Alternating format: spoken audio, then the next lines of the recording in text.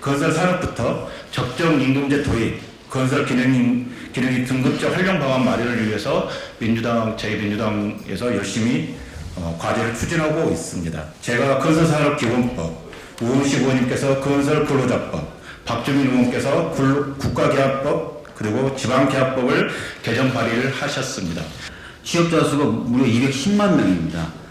그런데 언제부터인가 이 건설 산업에 종사하는 것 자체가 좋은 직업이다라고 평가되기가 굉장히 어렵습니다. 하청에 또 하청을 주고 임금을 제대로 받지 못하고, 당연히 그런 속에서 안전하게 뭔가 작업할 수 있는 환경도 갖춰지지 않게 되었습니다.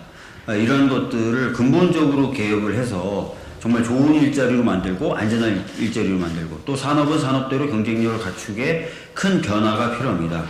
저희가 그런 변화에 어떤 밑바탕이 될 수 있도록 하기 위한 고민 중에 하나로 적정한 임금을 좀 받으면서 일을 할 수 있는 것을 이번에 시동을 좀 걸려고 합니다. 공공이 발주하는 사업에 대해서는 적어도 적정한 임금을 받을 수 있게, 그리고 안전한 환경에서 일할 수 있게 하는 법입니다.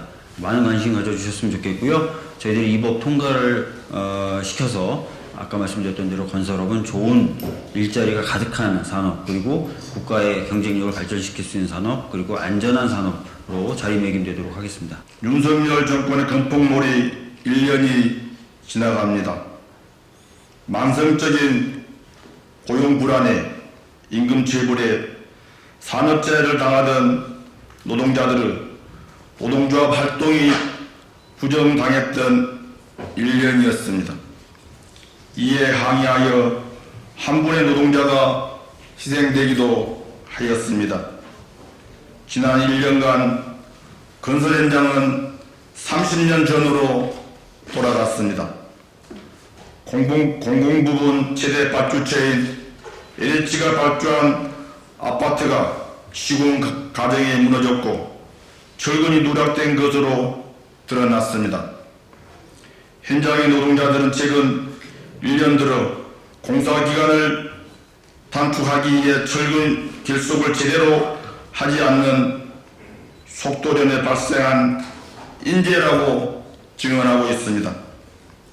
해당 현장은 이번 국정감사를 통해 이주노동자 불법 고용과 임금 대리 지급 등 대한민국 건설 현장 빈폐가 고스란히 되살아난 인재인 것으로 나타났습니다. 이제 정부와 국회가 답을 해야 합니다. 멈춰있는 건설산업 혁신의 바퀴를 굴려가야 합니다. 우리 건설 노동자들은 생산의 주역답게 건설 현장을 투명하게 안전하게 바꾸는 데 최선을 다하겠습니다. 윤석열 정부는 건설 노동자를 건폭근절이라고 그렇게 해서 노동조합을 탄압을 했는데, 이번 국정감사를 해보니까 이 건폭근절이 남긴 게 뭔가 순살 아파트와 불법이 난무하는 건설 현장이었습니다. 그 지난 4월에 국민을 충격에 빠뜨린 순살 아파트 그 현장이 바로 건폭몰이에 나섰던 원희룡 국토부 장관 직접 찾아가서 건설 노조를 내쫓은 현장입니다. 결국 그것이 그렇게 최소한의 견제도 받지 못하면서 국민들에게 드러난 것이 순살 아파트가 아닌가. 또 하나의 측면은 근로기준법을 위반하는 임금 대리 수령이 아주 행해졌습니다.